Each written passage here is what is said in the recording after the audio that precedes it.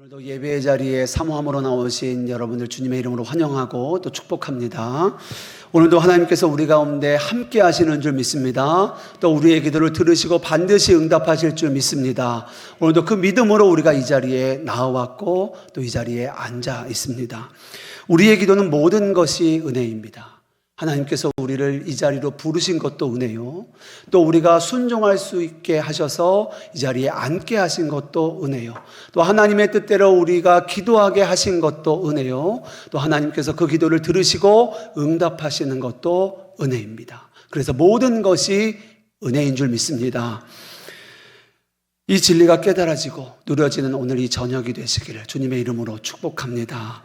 오늘 우리가 함께 읽은 본문은요, 기도의 사람 다윗 왕의 고백입니다. 우리가 잘 아는 것처럼 다윗 왕은 하나님의 성전을 짓기를 간절히 사모하였습니다.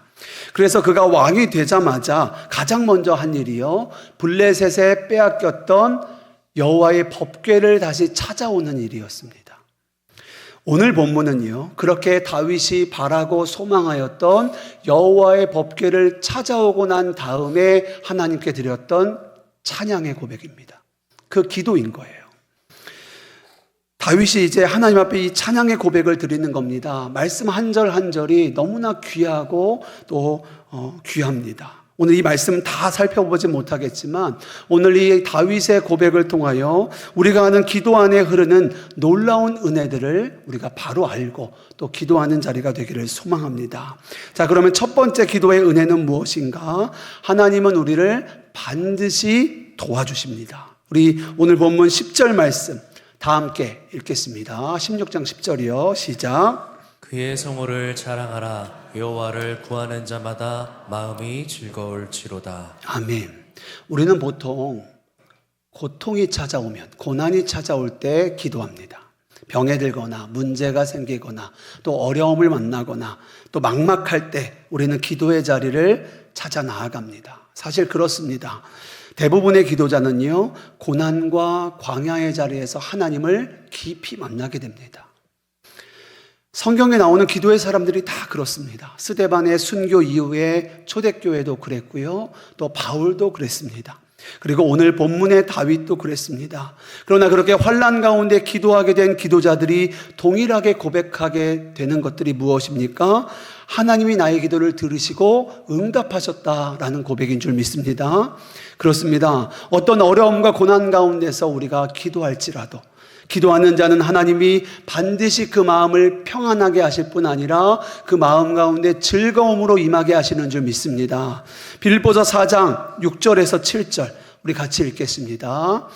아무것도 염려하지 말고 다만 모든 일에 기도와 간구로 너희 구할 것을 감사함으로 하나님께 아뢰라. 그리하면 모든 지각에 뛰어난 하나님의 평강이 그리스도 예수 안에서 너희 마음과 생각을 지키시리라. 아멘. 왜 기도하는 자들이 그 환난과 고난 중에서도 평안할 수 있을까요? 그 이유는 하나님이 기도자들과 함께 하시기 때문입니다. 하나님이 함께 하시기 때문에요.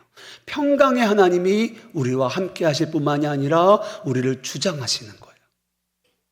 이 시간 축복합니다. 여러분 마음을 억누르고 있는 환난, 고난, 또 어려움, 그 막막함 주님으로 인하여 풀어지게 되시기를 주님의 이름으로 축복합니다. 하나님이 주시는 그 마음의 평강이 기도하는 가운데 우리 가운데 임하는 거예요. 우리의 심령 가운데 임하는 겁니다. 우리의 상황을 주장하시는 거예요. 그리고 더 나아가 주님으로 인하여 그 마음이 즐거워지는 겁니다. 그냥 괜찮아지는 정도가 아닌 거예요. 즐거워지는 겁니다. 세상을 살아가다 보면은요, 우리가 사람에게 도움을 구할 때가 있습니다. 이 문제는 그 사람에게 좀 부탁을 해야겠다. 그 사람은 나를 좀 도와줄 수 있을 거야. 라는 생각을 가지고 그 사람에게 찾아가 내 상황도 나누고 또 도움을 요청하기도 합니다. 그러나 우리가 부탁한다고 그 사람이 반드시 나를 도와준다라는 보장이 있습니까? 없습니까? 없습니다. 왜 그렇습니까? 그 사람에게도 또 어떤 사정이 있을 수 있고 또 그 사람이 아무리 나와 가까워도 그 사람에게도 한계가 있기 때문에 그렇습니다. 또 내가 생각한 것만큼 그 사람이 나를 생각하지 않을 수도 있어요. 그러나 전능하시고 능치 못하심이 없으신 하나님은 반드시 우리의 기도를 들으실 뿐 아니라 응답하시는 줄 믿습니다. 여러분, 우리가 이 믿음으로 기도하는 거죠. 여호와 하나님이 우리와 함께 하십니다. 그리고 그 귀를 우리에게 기울이세요. 오늘도 우리가 여호와의 얼굴을 구하며 기도하고 간구할 때 우리의 기도가 하나님 앞에 상달되어지는 겁니다. 그저 소리로 흩어지는 것이 아니라 여호와 하나님 앞에 있는 그 금대접에 다 쌓이고 있는 거예요. 우리가 그 믿음을 가지고 기도하는 것입니다. 이 얼마나 놀라운 은혜요 축복입니까? 그렇기 때문에 여호와를 구하는 기도자는 그 마음이 즐거울 수밖에 없는 거예요. 왜 그렇습니까? 하나님이 반드시 도와주시기 때문입니다. 하나님은 실수하지 않으실 뿐 아니라 우리를 실망시키시지도 않으시기 때문이에요. 정말 그렇습니다. 다윗은 기도하면서 그 진리를 바로 깨달은 겁니다. 내가 하나님께 구하니까 내 마음이 즐겁더라는 거예요. 저도 여러분도 이 믿음을 가지고 오늘 기도의 자리로 나아가길 원하고, 또 이 기도의 자리에서 이 마음의 기쁨, 즐거움을, 세상이 줄 수 없는 평안을 누리시는 저와 여러분 되시기를 주님의 이름으로 축복합니다. 사람에게 도움을 구하면 실망할 수 있지만은요, 여호와에게 구하는 자는 즐거움을 주신다는 거예요. 두 번째 기도의 은혜는요, 하나님은 무엇이든지 들어주십니다. 도와주세요. 역대상 16장 11절 말씀 다 같이 읽겠습니다. 여호와와 그의 능력을 구할지어다. 항상 그의 얼굴을 찾을지어다. 아멘. 그렇습니다. 우리가 사람에게 부탁할 때 그 사람에게 부탁할 수 있는 범위가 있습니다. 그 사람이 도와줄 수 있는 한계가 있어요. 우리도 사랑하는 자녀를 아무리 돕고 싶어도 한계가 있지 않습니까? 내가 가진 것 이상으로 도울 수 없지 않습니까? 마음은 원이지만 그렇게까지 할 수 없는 거예요. 내 능력을 넘어서 도울 수는 없는 겁니다. 그러나 우리가 하나님께 구하는 것은 제한도 없고 제약도 없습니다. 왜 그렇습니까? 전능하신 하나님은 능치 못하심이 없기 때문입니다. 그렇게 우리는 무엇이든지 기도할 수 있는 거예요. 요한복음 14장 14절 말씀 우리 함께 읽겠습니다. 내 이름으로 무엇이든지 내게 구하면 내가 행하리라. 아멘. 여러분, 이 말씀을 마음 깊이 새기시기 바랍니다. 약속의 말씀이에요. 우리가 이 말씀을 붙들고 기도하는 겁니다. 우리는 주문을 외우는 것이 아니에요. 하나님의 약속의 말씀을 붙들고 이 약속의 말씀 그대로 이루어지기를 믿고 기도하는 것입니다. 그 믿음의 기도가 역사하는 힘이 큰 거예요. 내 이름으로 무엇이든지 내게 구하면 내가 행하리라 약속하셨어요. 오늘도 이 말씀을 붙들고 기도하십시오. 내 이름으로 구하라 하셨잖아요. 무엇이든지 구하라 하셨잖아요. 응답은 하나님께 있는 것입니다. 내가 A를 원했을 때 하나님이 A를 주시지 않으실지라도 그것이 나에게 가장 선하기 때문에 그것을 주신 거예요. 우리는 이 믿음이 있어야 합니다. 하나님, 왜 내가 A를 기도했는데 왜 A를 안 주십니까? 여러분, 이것은 올바른 믿음이 아닙니다. 무엇이든지 내 이름으로 구하면 하나님이 주시겠다고 했어요. 결과는, 응답은 하나님께 달려있는 겁니다. 내가 A를 구했지만 B를 주실 수도 있고, 내가 A를 구했지만 안 주실 수도 있는 거예요. 하지만 그것이 나에게 가장 선하기 때문에 하나님이 가장 좋은 것을 우리에게 주신 줄 믿습니다. 우리는 그 믿음으로 무엇이든지 구하는 거예요. 세상 어느 누가 환난당하기를 원하는 사람이 있겠습니까? 그러나 인생을 살다 보면 때로는 우리의 원함과는 상관없이 거센 파도와 또 폭풍과 같은 어려움이 닥쳐올 때가 있습니다. 그리고 내가 그 환난을 당할 때, 그 고난의 터널을 지날 때 이 끝이 어디인지 우리는 알 수가 없어요. 언제나 이 터널이 끝나는지 우리는 알 수 없습니다. 그러나 우리가 할 수 있는 것이 있습니다. 내 앞에 어떠한 문제나 어려움이 있을지라도 우리에게 기도할 수 있는 은혜가 있는 줄 믿습니다. 우리가 기도할 때 하나님 무엇이든지 들으신다고 하셨어요. 우리는 무엇이든지 기도할 수 있습니다. 전능하신 하나님이 우리의 아버지 되시기 때문인 줄 믿습니다. 그렇게 우리의 문제를 우리가 정할 수는 없지만 답은 우리에게 있는 거예요. 무슨 말입니까? 문제는 갑자기 닥쳐옵니다. 그것이 물질의 문제, 영적인 문제, 혹은 건강의 문제, 자녀의 문제, 사업의 문제일지 우리가 정할 수는 없어요.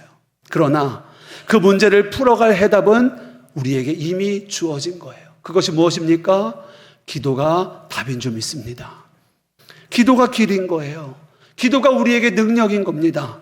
그렇습니다. 우리가 문제는 정할 수 없어도 답은 아는 거예요. 답을 알면 이제 뭘 하면 됩니까? 풀면 되는 거죠. 세상 제일 쉬운 시험이 오픈북이잖아요. 시험을 좋아하는 사람 누구 있습니까?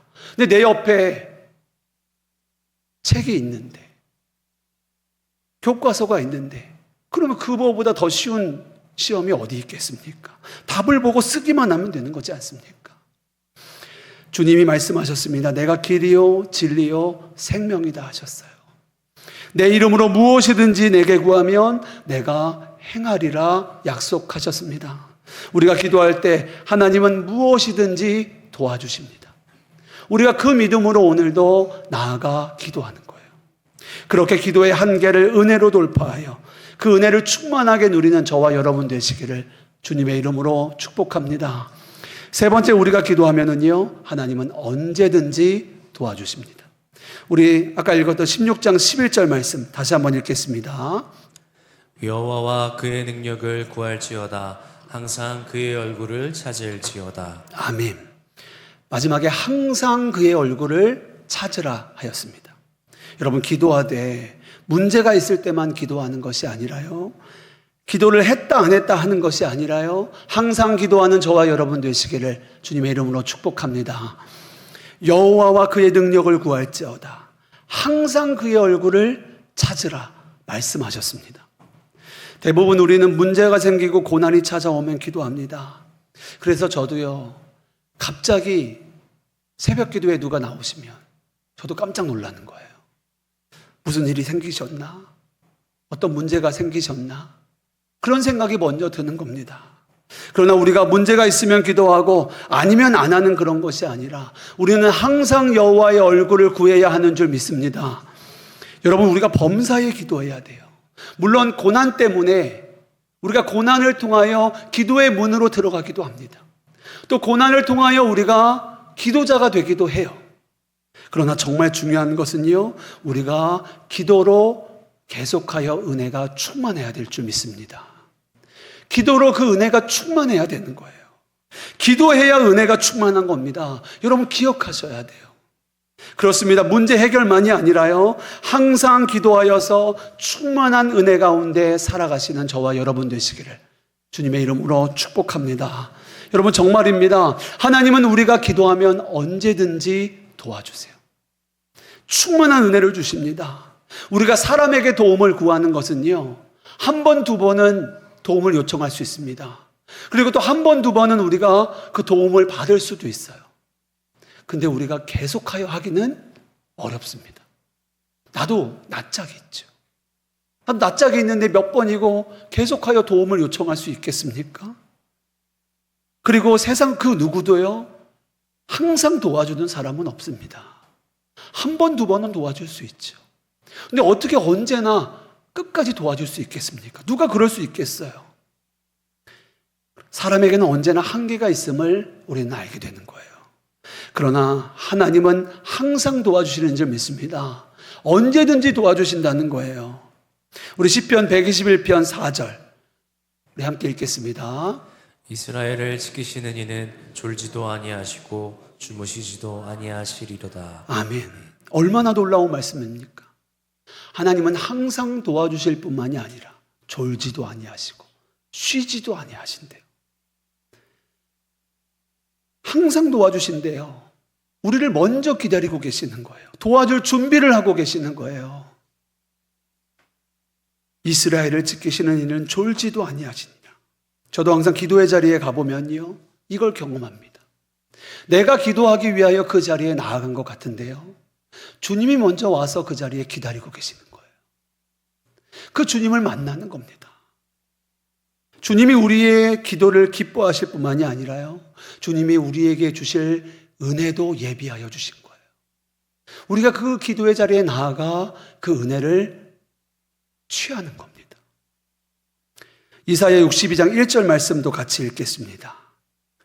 나는 시온의 의가 빛같이 예루살렘의 구원이 횃불같이 나타나도록 시온을 위하여 잠잠하지 아니하며 예루살렘을 위하여 쉬지 아니할 것인즉. 아멘. 여러분, 이것이 하나님의 열심이에요.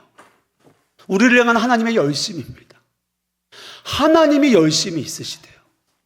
누구를 향해서요? 저와 여러분을 향해서요. 이 얼마나 놀라운 은혜입니까?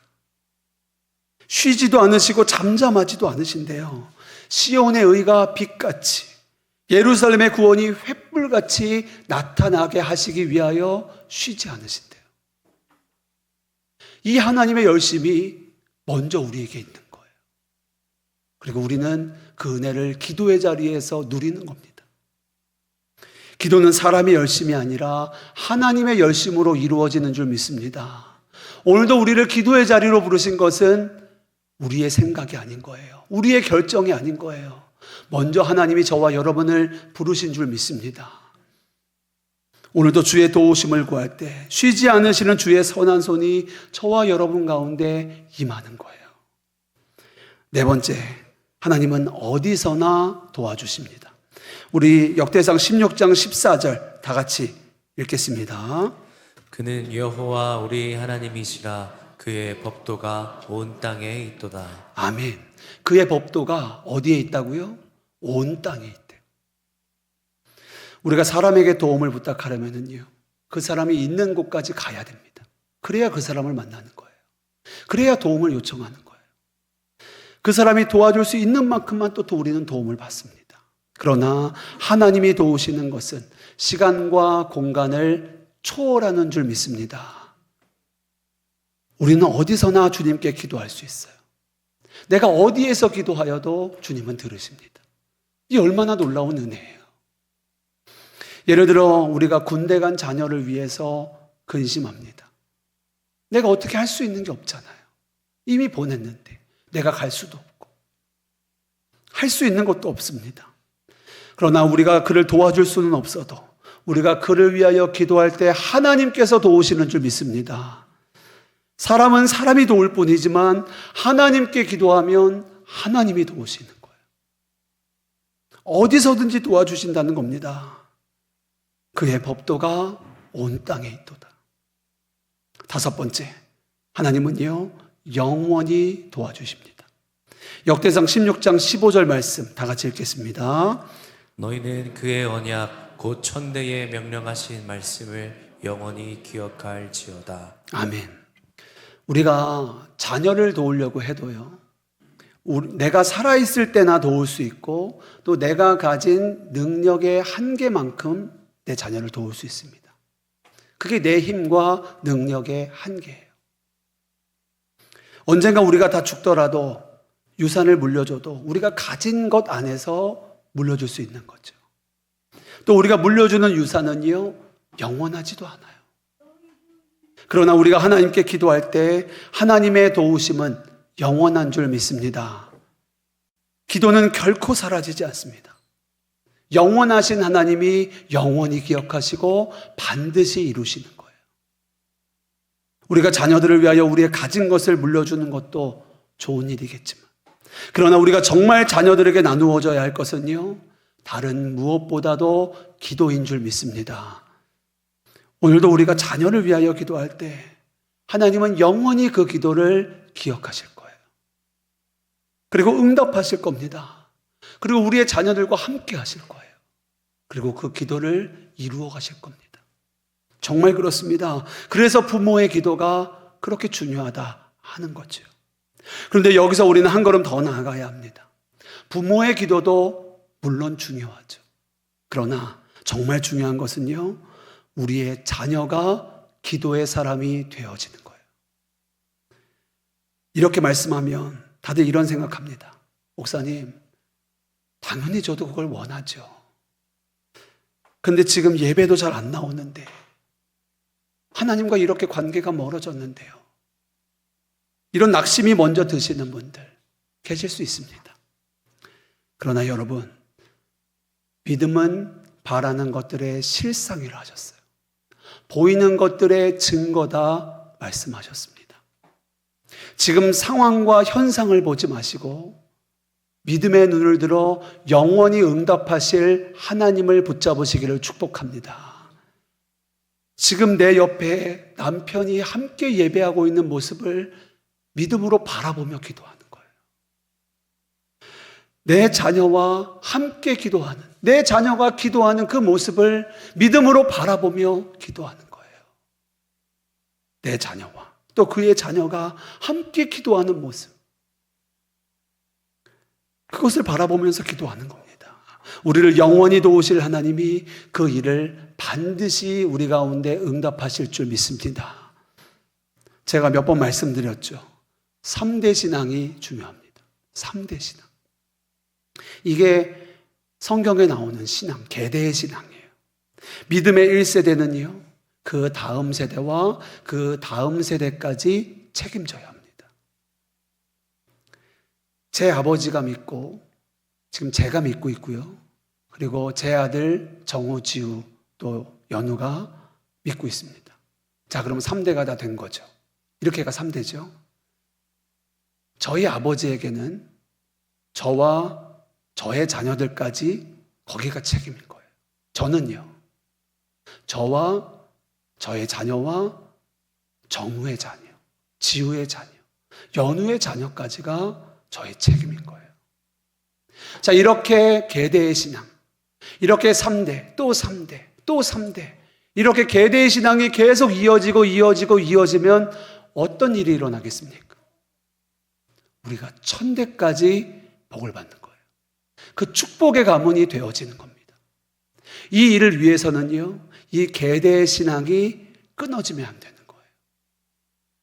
나는 나의 다음 세대와 그 다음 세대까지 책임져야 되는 거예요. 그런데 여러분, 두려운 것은요, 성경에 보면 이 계대의 신앙이 끊어지는 일이 있음을 우리는 보게 됩니다. 믿음의 기도가 이어지지 않으니까요, 다음 세대가 다른 세대가 되는 거예요.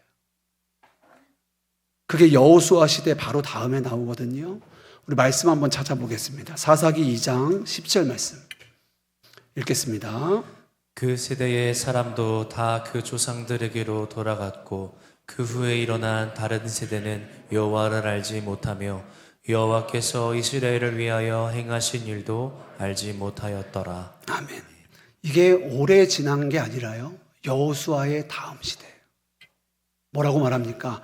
다른 세대가 일어났대요. 여호와를 알지 못하는 다른 세대가 일어났대요. 하나님이 행하신 일을 알지 못한대요.